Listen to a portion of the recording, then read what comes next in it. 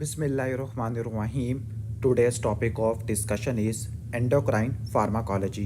तो endocrine pharmacology को start करते हैं। सबसे पहला है डायबिटीज़ मेलाइटस का थेरेपी।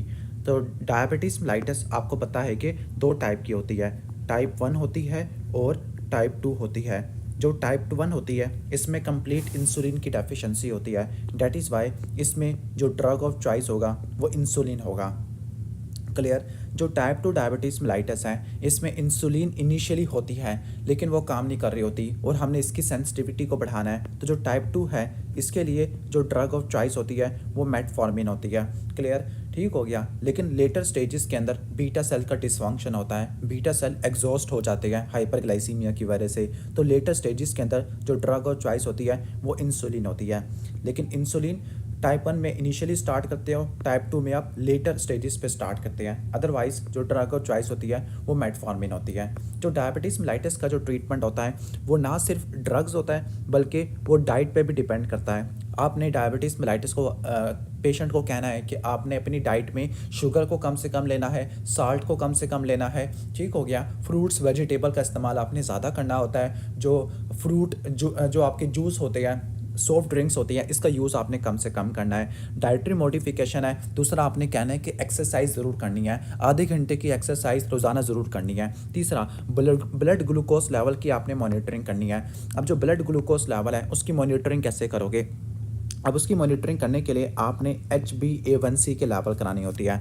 अब जो HbA1c का लेवल होता है, ओके, नॉर्मली जो नॉर्मल इंडिविजुअल होता है उसमें क्या होता है, ये 5.6 से रिलेटिवली कम होता है। Okay, clear. नॉर्मल इंडिविजुअल में HbA1c क्या होना चाहिए, 5.6 से कम होना चाहिए। लेकिन डायबिटीज़ मेलाइटस में अगर ये 7 से ऊपर आ जाए तो ये इंडिकेट करता है कि आपका ग्लूकोज टॉलरेंस सही नहीं है, इम्पेयर्ड ग्लूकोज टॉलरेंस है, आपका ग्लाइसेमिक कंट्रोल सही नहीं है। Okay, clear.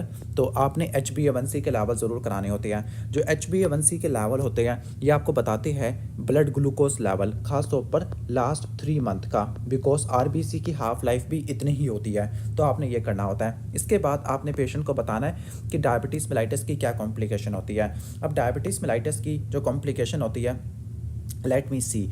तो जो डायबिटीज़ मेलाइटस है, ओके, इसकी कॉम्प्लिकेशन को हम दो में डिवाइड करते हैं। एक होती है एक्यूट कॉम्प्लिकेशन जो फ़ौरन प्रेजेंट करती है, एक होती है क्रॉनिक कॉम्प्लिकेशन। जो एक्यूट कॉम्प्लिकेशन होती है वो ये हो सकती है कि डायबिटीज़ मेलाइटस वाला पेशेंट है, ड्रग्स यूज़ कर रहा है लाइक सल्फोनालयूरिया, पीओगिलिटाजोन, तो उसकी वजह से ग्लूकोज लेवल कम हो सकता है। This is called hypoglycaemia. और अगर ये हाइपोग्लाइसीमिया सीवियर हुआ तो ये क्या करवा सकता है, कोमा करवा सकता है। दूसरा, डायबिटीज़ मेलाइटस वाला पेशेंट मेटफॉर्मिन इस्तेमाल करता है। मेटफॉर्मिन की वजह से लैक्टिक एसिडोसिस हो सकता है, और जो लैक्टिक एसिडोसिस है वो high anion gap metabolic acidosis करवाता है, high anion gap metabolic acidosis करवाता है। क्लियर। तीसरी जो कॉम्प्लिकेशन है वो आपको टाइप 1 डायबिटीज़ मेलाइटस में देखने को मिलती है। खासतौर पर एक बच्चा होता है जो इंसुलिन का इंजेक्शन लेना भूल जाता है जिसमें कीटोन बॉडी बढ़ जाती है, दिस इज़ द DKA। तो चौथी कॉम्प्लिकेशन है ये टाइप 2 में देखने को मिलती है जिसमें ग्लूकोज का लेवल काफ़ी ज़्यादा होता है, डिहाइड्रेशन होती है और ऑस्मोलैलिटी बढ़ जाती है प्लाज्मा की, this is hyperosmolar non ketotic coma. तो ये एक्यूट कॉम्प्लिकेशन आ गई है। जो क्रॉनिक कॉम्प्लिकेशन होती है वो कौन कौन सी होती है? क्रॉनिक कॉम्प्लिकेशन छोटी वेसल्स की हो सकती है, बड़ी वेसल्स की हो सकती है, माइक्रोवास्कुलर हो सकती है या मैक्रोवास्कुलर हो सकती है। जो माइक्रोवास्कुलर है इसमें डायबिटिक न्यूरोपैथी, ओके, न्यूरोपैथी हो सकती है, डायबिटिक, ओके, रेटिनोपैथी हो सकती है और डायबिटिक नेफ्रोपैथी हो सकती है। क्लियर। ये छोटी छोटी वेसल्स की डिजीज़ होती है। क्लियर।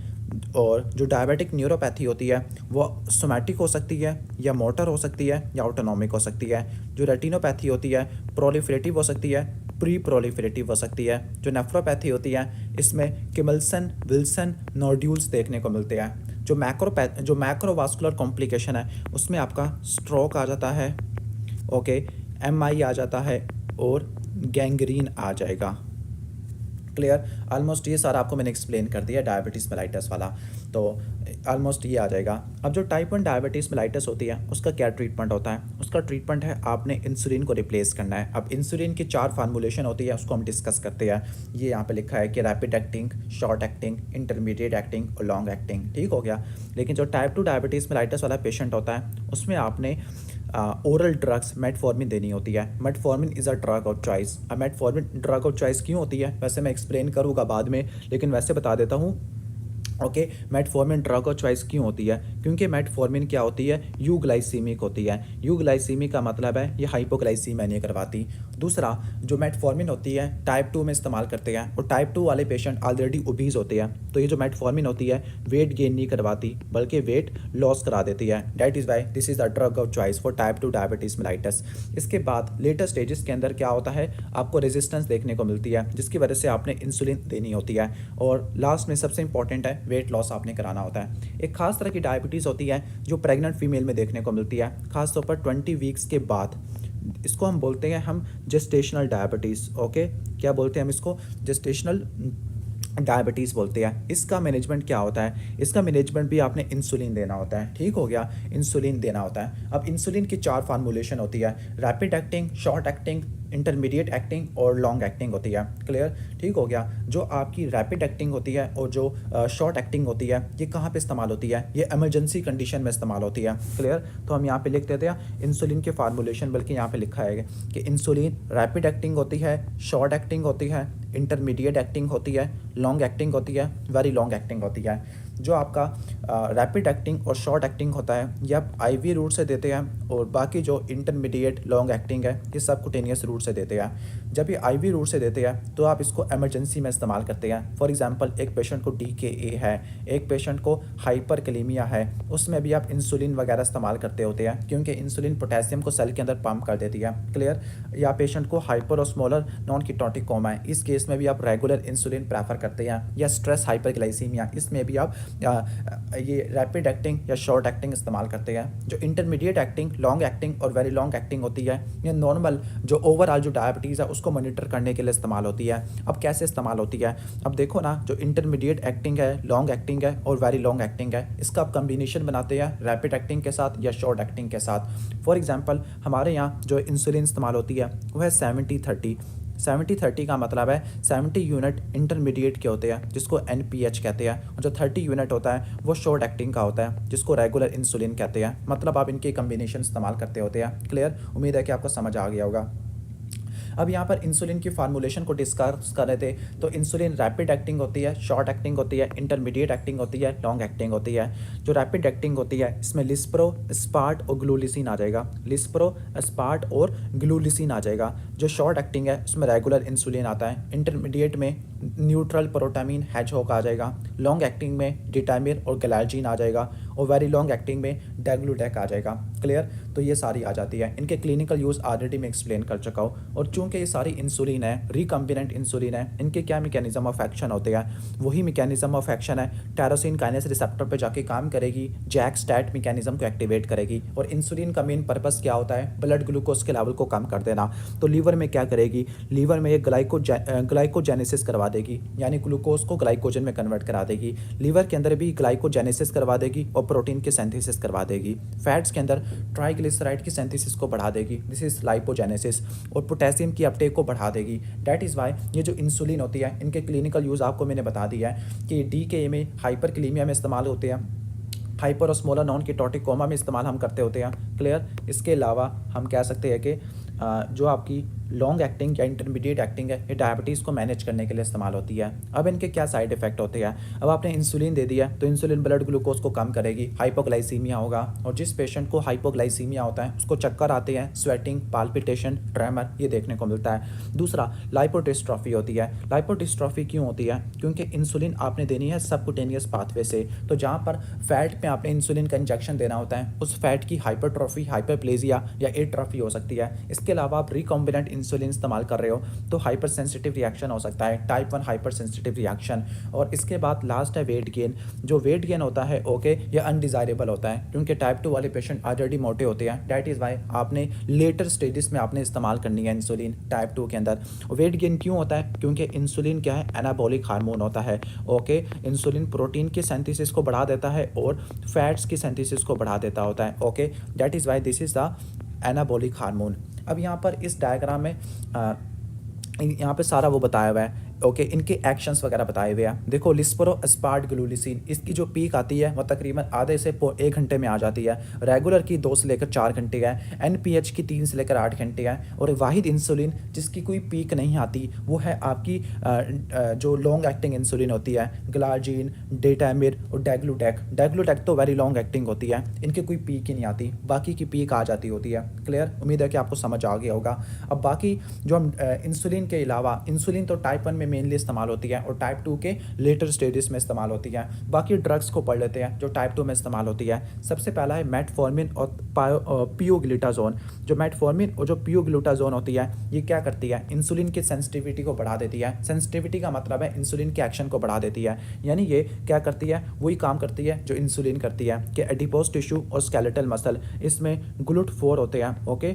GLUT4 उसके एक्सप्रेशन को बढ़ा देती है और ग्लूकोज के उसके अंदर पंप कर देती है। और दूसरा लीवर में ग्लाइकोजिनोलाइसिस और ग्लूकोनियोजेनेसिस इसको इनहिबिट कर देती है, जिसकी वजह से ग्लूकोज की प्रोडक्शन कम हो जाती है। इसके अलावा कुछ ऐसी भी ड्रग्स होती हैं जो किडनी पे जाके काम करती है और वहाँ से ग्लूकोज की रीअब्जॉर्प्शन को इनहिबिट कर देती है। अब उसमें क्लासिकल एग्जाम्पल है ओके ग्लिफ्लोजीन ओके, ठीक हो गया। इसके अलावा कुछ ऐसी ड्रग्स है जो कि इंटेस्टाइन से ग्लूकोज की एब्जॉर्प्शन को रोक देती है, लाइक एकार्बोस मेग्लिटोल। कुछ ऐसी ड्रग्स होती है जो क्या करती है, जो हमारे इंसुलिन को ज़्यादा रिलीज़ करवा देती होती है। क्लियर? मतलब इनक्रेटिन्स का काम करती होती है। अब इसका आपको कॉन्सेप्ट बताता हूँ। इसका कॉन्सेप्ट ये है कि एक पेशेंट है जिसने ओरल ग्लूकोज लिया और एक पेशेंट है जिसने आईवी ग्लूकोज लिया ओके। किस में इंसुलिन ज़्यादा रिलीज़ होगी? तो आपका आंसर है ओरल ग्लूकोज, क्योंकि जब ओरल ग्लूकोज होता है, जब वो जीआईटी में जाएगा तो वहाँ पे हार्मोन को रिलीज़ करवाएगा। वो होते हैं ग्लूकागोन लाइक पेप्टाइड 1 और होता है ग्लूकोज डिपेंडेंट इंसुलिनोट्रोपिक पेप्टाइड 1 GLP और GIP1। ये हार्मोन्स क्या करते हैं, ये हार्मोन क्या करते हैं, ये हार्मोन इंसुलिन की रिलीज़ को बढ़ा देते हैं ओके। इंसुलिन को ज़्यादा प्रोड्यूस करवाते हैं और ग्लूकागोन को कम कर देते हैं। इसके अलावा स्टोमक की एम्टाइन को भी क्या कर देते हैं, कम कर देते हैं। क्लियर? तो हम आगे बढ़ेंगे।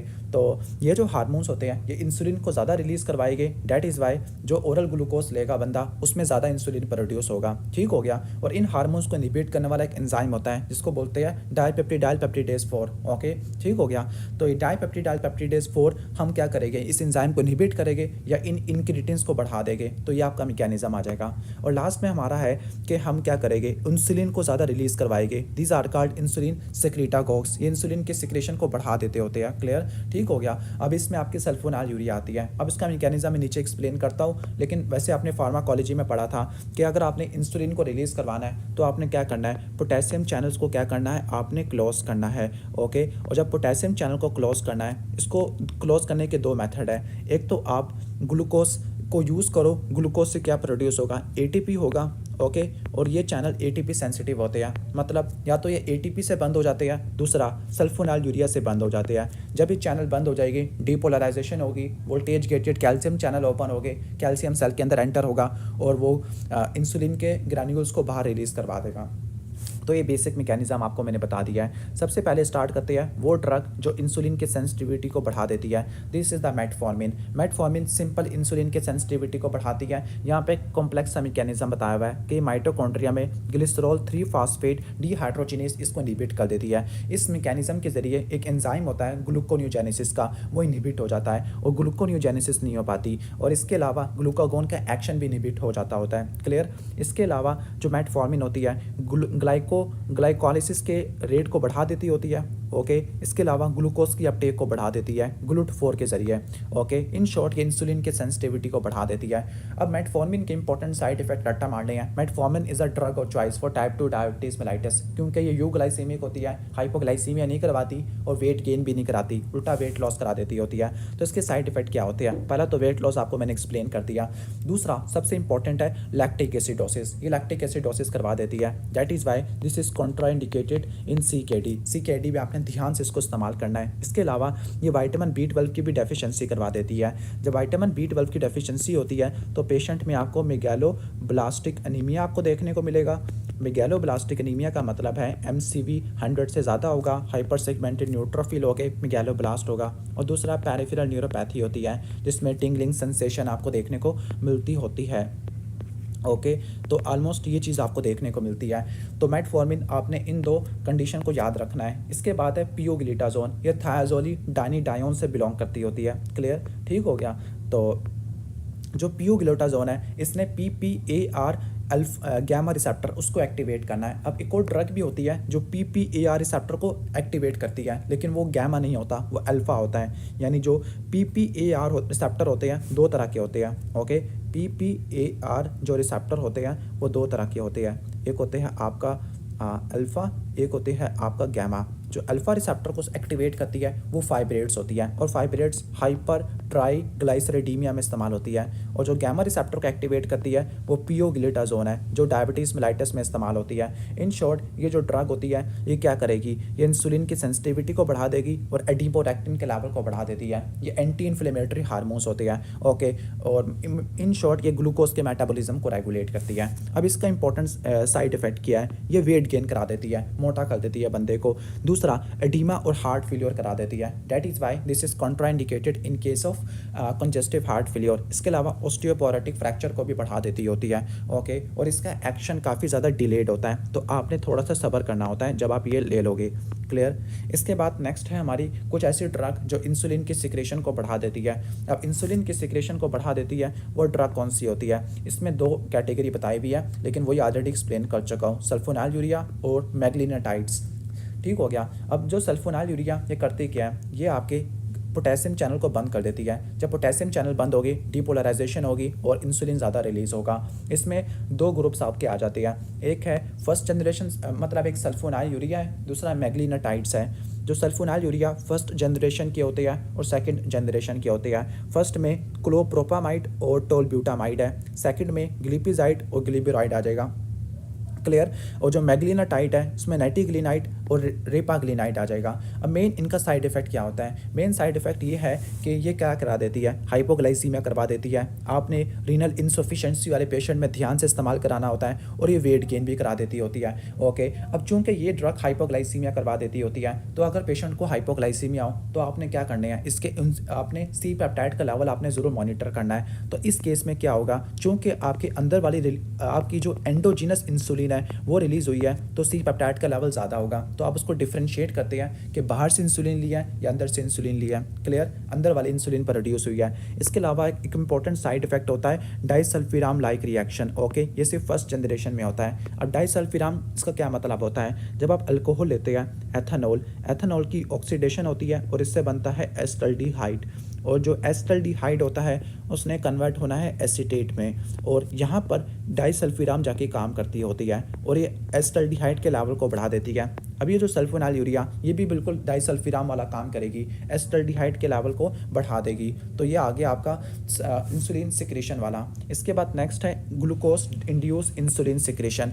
इसमें वही आपके इंक्रेटिन्स आ जाते होते हैं। अब जो इंक्रेटिन्स होते हैं ऐसे हार्मोन होते हैं, जब आप ओरल ग्लूकोज लेते हैं तो वहाँ से ये रिलीज़ होते हैं और ये इंसुलिन को बढ़ा देते हैं। इसमें GLP-1 एनालॉग, GIP-1 एनालॉग आ जाते हैं, और डाईपेप्टिडाइल पेप्टिडेज 4 इनहिबिटर है। ये वो एंजाइम है डाईपेप्टिडाइल जो कि इनको तोड़ता था, लेकिन जब हम इस एंजाइम को इनहिबिट करेंगे तो ग्लूकागोन लाइक पेप्टाइड 1 इसका लेवल बढ़ जाएगा। अब ग्लूकागोन लाइक पेप्टाइड 1 वही 3 काम करता होता है जो ऑलरेडी मैंने एक्सप्लेन किए हुए हैं। इंसुलिन को बढ़ाएगा ओके, मतलब ग्लूकोज डिपेंडेंट इंसुलिन रिलीज को बढ़ा देगा। दूसरा काम क्या करेगा, ग्लूकागोन को कम कर देगा और गैस्ट्रिक एम्टाइन को कम कर देगा। जबकि डाइपेप्टिडाइल पेप्टिडेज 4 इनहिबिटर ये एंजाइम को इनहिबिट कर देते हैं जो कि GLP-1 को इनएक्टिवेट करता था। सेम इनके आगे नेट इफेक्ट होगा, ग्लूकागोन कम होगा, गैस्ट्रिक एम्टाइन कम हो जाएगी और इंसुलिन ज़्यादा रिलीज होगा। जो GLP-1 एनालॉग होता है, पहले इसको डिस्कस कर लेते हैं। इसमें एक्जिनाटाइड, लीराग्लूटाइड और सीमाग्लूटाइड आ जाता है और इनका सबसे इंपॉर्टेंट साइड इफेक्ट है कि ये पेनक्रेटाइटिस करवा देते होते हैं, वेट लॉस भी करा देते हैं, इसके अलावा सेटाइटी भी करा देते हैं जो कि हमें डिज़ायर्ड होता है। ओके, जो डाइपेप्टिडाइल पेप्टिडेज 4 इनहिबिटर है, इसमें लीनाग्लिप्टिन, सक्साग्लिप्टिन और सीटाग्लिप्टिन है। ओके, ये भी सेटाइटी को प्रमोट करते हैं क्योंकि ये गैस्ट्रिक एम्टाइन को कम कर रहे हैं। लेकिन इनका इंपॉर्टेंट साइड इफेक्ट क्या होता है, ये रेस्पिरेटरी और यूरिनरी इन्फेक्शन करवाते हैं। यूरिनरी इन्फेक्शन सोडियम ग्लूकोज को ट्रांसपोर्टर की वजह से भी देखने को मिलता होता है। इसके बाद नेक्स्ट है हमारा कौन सी ड्रग ग्लूकोज की एब्जॉर्प्शन को कम कर देती है। उसमें वंस अगेन आपके दो ग्रुप आ जाते हैं, सोडियम ग्लूकोज को ट्रांसपोर्टर इनहिबिटर और अल्फा ग्लूकोसिडेज। जो सोडियम ग्लूकोज को ट्रांसपोर्टर होता है, प्रोक्सिमल कन्वोल्यूटिव ट्यूब्यूल पे काम करता है, सोडियम ग्लूकोज को ट्रांसपोर्टर को इनहिबिट कर देता है जो कि सेकेंडरी एक्टिव ट्रांसपोर्ट होती है। जो अल्फा ग्लूकोसिडेज इनहिबिटर होता है, ये अल्फा ग्लूकोसाइडेज को इनहिबिट कर देता है जिसकी वजह से कार्बोहाइड्रेट की हाइड्रोलिसिस कम से कम होगी और ग्लूकोज कम से कम होगा। ग्लूकोज कम से कम डाइजेस्ट होगा और एब्जॉर्ब होगा। जब एब्जॉर्ब कम से कम होगा तो खाना खाने के बाद हाइपरग्लाइसीमिया होता है, वो नहीं हो पाएगा। तो ये आपको देखने को मिलते हैं। सोडियम ग्लूकोज को ट्रांसपोर्टर इनहिबिटर में कैनागिलिफ्लोजीन, ओके, यानी इसमें गिलिफ्लोजीन आती है, कैनागिलिफ्लोजीन, डैपागिलिफ्लोजीन, इम्पागिलिफ्लोजीन है जो कि प्रॉक्सिमल कन्वोल्यूटिव ट्यूब्यूल से ग्लूकोज की रीअब्जॉर्प्शन को रोक देती है। ओके, ग्लूकोज की रीअब्जॉर्प्शन को रोक देती है।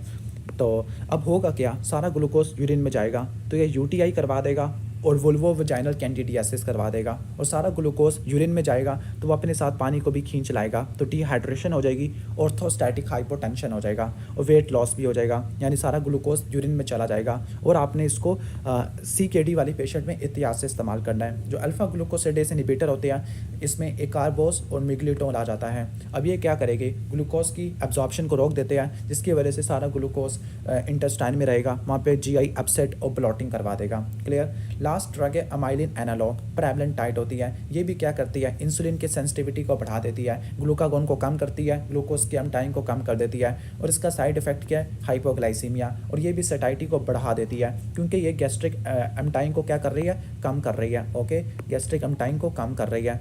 वो तमाम ड्रग जो गैस्ट्रिक एम्टाइन को कम करती है, स्टोमक कम से कम खाली होगा तो सेटाइटी बढ़ेगी। तो जो सेटाइटी होती है वो 3 ड्रग से बढ़ती है, अमाइलिन से, डाइपेप्टिडाइल पेप्टिडेज 4 इनहिबिटर से और इसके अलावा GLP-1 एनालॉग से। तो ये हमारा टॉपिक अच्छे से डिस्कस हो गया, डायबिटीज़ मेलाइटस वाला टॉपिक। इसके बाद है हमारा हाइपरथायरॉयडिज्म की ड्रग्स। ओके, हाइपरथायरॉयडिज्म की ड्रग्स, जो हाइपरथायरॉयडिज्म में जो ड्रग इस्तेमाल होती है वो क्या इस्तेमाल होती है, वो होती है थायोअमाइड्स होती है, थायोनामाइड्स होती है, जिसमें प्रोपाइल थायोरेसिल और मेथिमाजोल आ जाएगा। ओके, और मैंने इनको ऑलरेडी एक्सप्लेन किया था कि जो प्रोपाइल थायोरेसिल होती है, अगर फीमेल को ग्रेव्स डिजीज़ है फर्स्ट ट्राइमेस्टर में तो आपने प्रोपाइल थायोरेसिल इस्तेमाल करना है और सेकंड और थर्ड ट्राइमेस्टर में मेथिमाजोल इस्तेमाल करना है। क्योंकि मैंने ये कहा था कि मेथिमाजोल आप फर्स्ट ट्राइमेस्टर में दे नहीं सकते, टेराटोजेनिक होती है, एप्लेजिया क्यूटिस करवाती है। लेकिन सेकंड और थर्ड में आपको मेथिमाजोल यूज़ करना पड़ता है क्योंकि प्रोपाइल थायोरेसिल हेपेटोसेलुलर नेक्रोसिस करवाती है। अब ये जो ड्रग्स होती है ये करती क्या है, ये थायरोपेरोक्सिडेज एंजाइम को इनहिबिट कर देती है। ये थायरोपेरोक्सिडेज एंजाइम 3 काम करता था, ये ऑक्सीडेशन करता था आयोडाइड की, ये ऑर्गेनिफिकेशन करता था और ये कपलिंग करता था, जिसकी वजह से T3 T4 की प्रोडक्शन कम हो जाएगी। इसके अलावा जो आपका प्रोपाइल थायोरेसिल होता है ये 5-डिआयोडीनेज को भी इनहिबिट करता है जो कि पेरिफेरल कन्वर्जन करता था। कुछ और चीज़ें भी बताई थी जो डिआयोडीनेज को इनहिबिट करती है। एक तो प्रोपाइल थायोरेसिल है, बीटा ब्लॉकर है, लिथियम होता है, इमिड्रियोन होता है, ओके, पेरेडिनिसोलोन होता है, ये स्टेरॉइड होते हैं। ये चारों या ये पांचों क्या करते हैं, ये भी 5-डिआयोडीनेज को इनहिबिट करते हैं। That is why they are used in the thyrotoxicosis, thyroid storm में इस्तेमाल होते हैं। अब इनके क्लिनिकल यूज़ क्या होते हैं, हाइपरथायरॉयडिज्म में इस्तेमाल होते हैं, लाइक ग्रेविस डिजीज़ में इस्तेमाल होती है। प्रोपाइल थायोरेसिल फर्स्ट ट्राइमेस्टर में इस्तेमाल करना है आपने क्योंकि मेथिमाजोल एप्लेजिया क्यूटिस करवा देता है, और मेथिमाजोल आपने सेकंड और थर्ड में कराना है क्योंकि प्रोपाइल थायोरेसिल हेपेटोटॉक्सिक करा देता होता है। और आपने कभी भी इनको ग्रेव्स ऑफ्थेल्मोपैथी में इस्तेमाल नहीं करना। क्यों? क्योंकि अगर आपने ये ड्रग दी, सपोज आपने प्रोपाइल थायोरेसिल इस्तेमाल की, ओके, तो प्रोपाइल थायोरेसिल क्या करेगी, T4 को कम कर देगी। T4 कम होगी तो TSH का लेवल ज़्यादा होगा। जब TSH का लेवल ज़्यादा होगा तो वो मज़ीद ग्रोथ करवा देगा।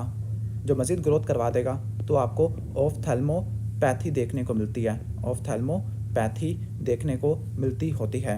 ओके, क्लियर, ऑलमोस्ट ये आ जाएगा। अब इनके बाद हम लास्ट में इनके एडवर्स रिएक्शन देख लेते हैं। अब इनके क्या एडवर्स इफेक्ट होती है इन ड्रग्स के। इन ड्रग्स को लेने की वजह से स्किन का रैश हो जाता है। ओके, सबसे इंपॉर्टेंट है ग्रानुलोसाइटोसिस। ग्रानुलोसाइटोसिस आपको क्लोजापिन से भी देखने को मिलता है। ओके, क्लोजापिन से भी देखने को मिलता होता है। और आपको पता है क्लोजापिन कहाँ पे इस्तेमाल होती है। क्लोजापिन इस्तेमाल होती है रेजिस्टेंट स्किज़ोफ्रेनिया में। इसके अलावा ये ड्रग क्या करवा देती है, ये ड्रग एप्लास्टिक एनीमिया करवाती है, हेपाटोटॉक्सिक करा देती है। प्रोपाइल थायोरेसिल की वजह से अनका एसोसिएटेड वास्कुलाइटिस भी हो सकता है। अब जो अनका एसोसिएटेड होता है, सी अनका आपको वैगनर में देखने को मिलता है, और जो पी अनका होता है माइक्रोस्कोपिक पोलियनजाइटिस और चोर्क-स्ट्रास सिंड्रोम में देखने को मिलता होता है। और मेथियोमोजोल ऑलरेडी डिस्क्राइब कर दिया, एप्लेजिया क्यूटिस करवाती होती है। इसके बाद लेवोथायरोक्सिन और लियोथायरोनिन है। लेवोथायरोक्सिन क्या होती है, T4 का एनालॉग होती है, और लियोथायरोनिन T3 का होती है। और ये ड्रग आप हाइपोथायराइडिज्म में इस्तेमाल करते हैं, हार्मोन को रिप्लेसमेंट के तौर पर इस्तेमाल करते होते हैं। क्लियर, ठीक हो गया। और जब आपने लेवोथायरोक्सिन देनी है तो आपने इन चीज़ों का ख्याल रखना है, एंटासिड, बाइल एसिड रेजिन्स और ferrous sulphate. Bile acid resins में कोलिस्ट्राइमिन आता है, ये आपने नहीं देना, क्योंकि ये तीनों क्या करती है, इसकी लेवोथायरोक्सिन की एब्जॉर्प्शन को कम कर देती है। अब इसके क्लिनिकल यूजेस पे आ जाते हैं। लेवोथायरोक्सिन कहाँ पे इस्तेमाल होती है, लेवोथायरोक्सिन हाइपोथायराइडिज्म में इस्तेमाल होती है, हाइपोथायराइडिज्म में इस्तेमाल होती है, मिक्सोडीमा में इस्तेमाल होती है, जिसमें जनरलाइज्ड एडीमा होता है। इसके अलावा कुछ फीमेल इसको मिस यूज़ करती है फॉर वेट लॉस, खासतौर पर एनोरेक्सिया नर्वोसा वाला। एनोरेक्सिया नर्वोसा में जो फीमेल होती है वो ये कहती है कि मैं बहुत ज़्यादा मोटी हूँ, हालांकि वो बिल्कुल पतली होती है और वेट लॉस कर रही होती है। वो ये थायराइड हार्मोन इस्तेमाल कर सकती होती है। तो हमने इस केस में क्या होता है, इस केस में वो बाहर से ड्रग ले रही है, तो इस केस में एक्सोजीनस हाइपरथायराइडिज्म होगा। और एक्सोजीनस हाइपरथायराइडिज्म और एंडोजीनस हाइपरथायराइडिज्म, जिसमें ग्रेव्स डिजीज आता है, इसको डिफरेंशिएट करने के लिए आपने 3 टेस्ट कराने होते हैं। वो 3 टेस्ट कौन से होते हैं, TSH receptor antibody, radio active iodine Uptake और थायराइड ब्लड फ्लो। अगर TSH रिसेप्टर एंटीबॉडी मिल रही है तो इसका मतलब है एंडोजीनस हाइपरथायराइडिज्म है। अगर आयोडीन की अपटेक ज़्यादा है तो एंडोजीनस हाइपरथायराइडिज्म है। और अगर थायराइड की तरफ ब्लड फ्लो बढ़ गया है तो ये भी एंडोजीनस हाइपरथायराइडिज्म में देखने को मिलता होता है। ओके, एंडोजीनस हाइपरथायराइडिज्म में देखने को मिलता है। और इनके एडवर्स इफेक्ट क्या होते हैं हाइपरथायराइडिज्म वाले, like tachycardia, heat intolerance, tremor, arrhythmia, इन सबको डिस्कस कर चुके हैं। इसके बाद हाइपोथैलेमिक पिट्यूटरी ड्रग्स हैं। इसमें सबसे पहली ड्रग है कोनीवेप्टेन, टोलवेप्टेन और डिमिक्लोसाइक्लिन। ये करती क्या है, ADH को एंटागोनाइज कर देती है। जब ADH को एंटागोनाइज कर देती है तो ये सिंड्रोम ऑफ इनएप्रोप्रिएट ADH में इस्तेमाल होती है। Clear, syndrome of inappropriate ADH में इस्तेमाल होती है। इसके बाद नेक्स्ट ड्रग है डेस्मोप्रेसिन। ये ADH का एनालॉग होता है। जब ADH का एनालॉग होता है तो ये कहाँ पे इस्तेमाल होगा, ये सेंट्रल डायबिटीज़ इंसिपिडस में इस्तेमाल होगा, जिसमें ADH की प्रोडक्शन कम होती है। वॉन विलिब्रेंट डिजीज़ और हीमोफीलिया में प्रोड्यूस होगा, क्योंकि ये फैक्टर 8 और फैक्टर वॉन विलिब्रेंट फैक्टर को रिलीज़ करवा देती है एंडोथेलियम से। इसके अलावा नॉक्टर्नल स्लीप एंड यूरेसिस में भी इस्तेमाल होगा, क्योंकि यूरिन के वॉल्यूम को कम कर देती है।